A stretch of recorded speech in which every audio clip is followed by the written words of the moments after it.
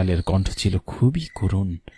আমি কিছুটা ভয় পেয়ে বড়দাকে বলি, দাদা শুনতে পাচ্ছিস?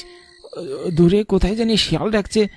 এই এই এত বছর ধরে এই বাড়িতে আছি, অথচ এর আগে তো কখনো আমাদের অঞ্চলে কোনো শিয়ালের ডাক শুনিনি।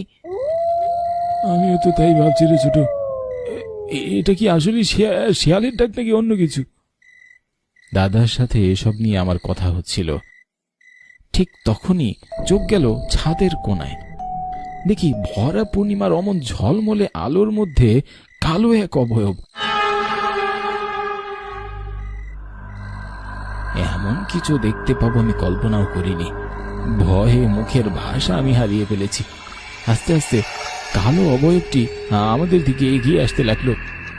একটু কাছাকাছি আসতেই আমার শরীরের শির দ্বারা বয়ে একটা রক্তস্রোত বয়ে গেল। এমন ভয়ানক কিছু আমি আগে কখনো দেখিনি। মানুষরূপী পিশাচ, তার চোখগুলো লাল লাল হয়ে জ্বলছিল, যেন রক্ত টকবক করছে।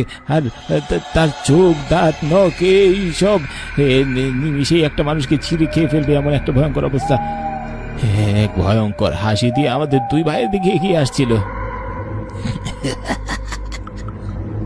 ভয়ে আমরা দুই ভাই কাঁপছিলাম। পিছন থেকে স্পষ্ট শুনতে পাচ্ছিলাম বাবা মা বলছেন, যে ভয়টা পেয়েছিলাম